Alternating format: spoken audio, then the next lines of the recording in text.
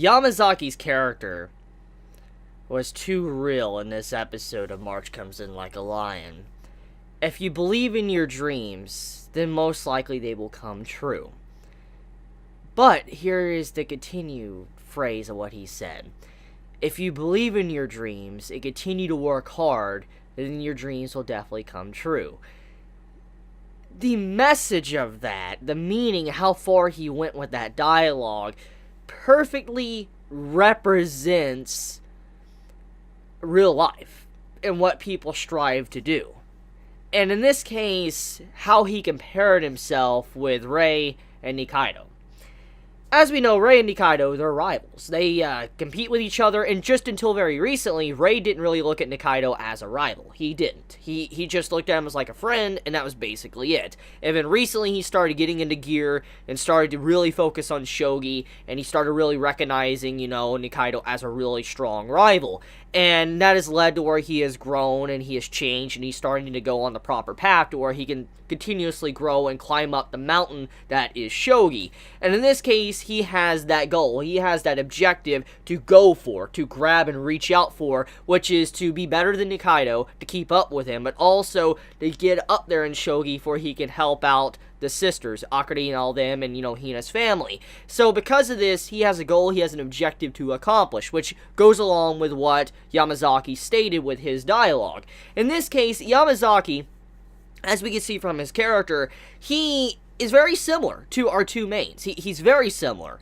And I felt the narrative of the first half of this episode very fascinating, because it perfectly represents what's been going on with Rei and Nikaido, but we get to see it from an outsider's perspective and how they view them, but also how they view themselves and how they're trying to progress as well. See, we always have seen, Rei's inner struggle, what he's been going through, and recently we have also found out more about Nikaido's inner struggle and what he's been going through. And these are like our two characters, our main characters of shogi. But then we move over into this character that was just recently introduced, Yamazaki, and he has his own issues, his own struggles, his own problems to overcome. We all have problems, we all have issues that we must overcome in real life, and that perfectly fits with the vibe of, the first half of this episode, what it was trying to, convey to all of us that were watching, letting us know that it's not just Rei, it's not just, Nikaido, it's not just Hina that go through their issues. There is everybody in this world, in this universe of March Comes In Like a Lion, that has their own problems that they have to face and overcome, and to achieve these different goals. And so I like that. The narrative of the first half may have not have fit perfectly with the second half of the episode, and it might have felt a little bit awkward the way it was positioned, but it was a perfect way to showcase how normal people or other people outside of our main cast view our characters. So to get right into it though, let's talk about why he couldn't win, and he realized why he couldn't win. He didn't have a very strong motivation or objective goal to reach for, to obtain. In this case, all he had was his pigeons. That's all he really had. And because he only had his pigeons and he didn't really have a rival to compete with to keep him in skill level, to keep moving on up, he wasn't able to defeat Nikaido, he wasn't able to defeat Rei. And this is a perfect representation of what makes it so important for people to have competitors, someone to be a rival with. For instance, we get to see the dynamic between Rei and Nikaido and how they're very important, and why they're so important, like the rivalry is so important, is because if they didn't, then they wouldn't continuously try to improve and try to beat each other and continuously move up the ladder. And see, Yamazaki, he did not have that. He did not have a rival that he could compete with. And also, his other thing on the side, it couldn't really help him out with shogi because it was pigeons, and it was also causing him more grief than actually helping him with shogi. So in turn, it wasn't allowing him to get motivated like how Rei was. For instance, because of Rei, having the issues with the sisters on that Akari's family and Hina being bullied, that motivated him to where he wanted to earn money, get a lot better at shogi, for he could support and help them out. And so that motivated him. That whole problem he had on the side motivated him to improve. And Nikaido, his problem was, his illness, his sickness that he could never get rid of, and it motivated him to continue on with shogi,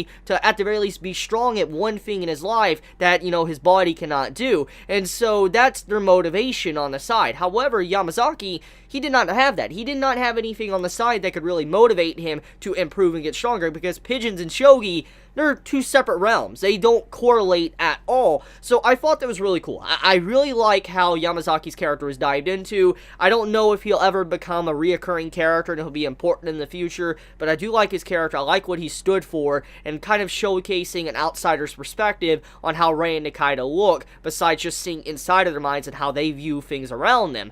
So I want to move past that.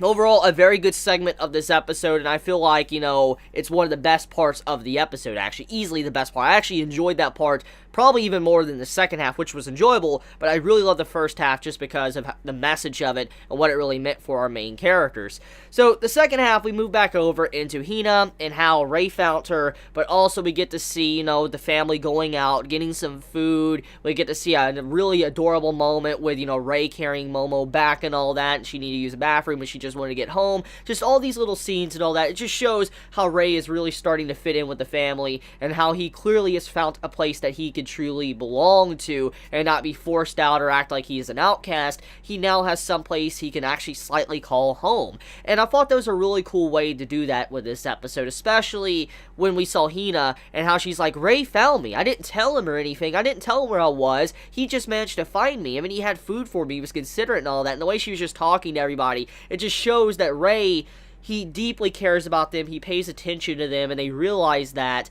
And, you know, Rei is just so compassionate and cares about them that it just shows how far he's willing to go for them now. Because a long time ago, he wouldn't do that. He wouldn't have reached out his hand to try to help them. He would have been the shy guy that didn't want to, you know, intervene in anything because he felt like he would have made it a lot worse. But now he's reaching out his hand, he's helping out people, he's going out of his way to pay attention and try to help them out in any way he possibly can. It just shows that Rei has changed so much. And it's such a beautiful way to showcase that. It's been one of the big things about the series, is seeing Rei's journey and how he slowly develops over time throughout season 1 now into season 2. And so, especially when you see that scene when he's carrying Momo and all that, and you see Hina next to him and they're just going home, it just shows that he's no longer shy. He's no longer trying to act like he doesn't belong or he shouldn't be here. He now has a purpose, he has a reason to be here, and he is someone that obviously cares about being around them, and they care about him, and they want him around them as well.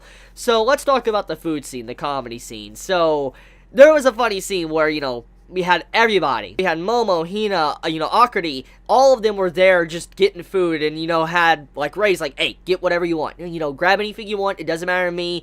Get as much as you want, all the toppings you want, it doesn't matter. Eat what you want. And I thought that was a really cool scene too, just to show that, you know, he wants to treat them, because it's a thing that they normally don't do. As we know, their family, they're not really the most wealthy family. They don't get to eat out a lot and all that. And seeing how Rei was doing that was just to appreciate them and what they've done for him. And in a way, even though they were there to kind of celebrate, you know, Rei's victory, the newcomer king victory and all that, the point still stands is if it wasn't for them, he probably would have never have won that in the first place, because they are his goal. They are his treasure. They are his motivation that continues to push him on the side where he can get better at shogi. So in a way, he was celebrating that fact with them. If it wasn't for them, he wouldn't be where he's at. He wouldn't be there where he's at with, you know, Nikaido or shogi at all. So that's what he was truly doing. So that's about it when it comes to this episode of March Comes in Like a Lion Season 2. So let me know your thoughts in the comments below. Did you enjoy this episode? Did you hate this episode? If you like my content, you know, please subscribe. If you like this video, please leave a like. And one last thing to mention before I end this video,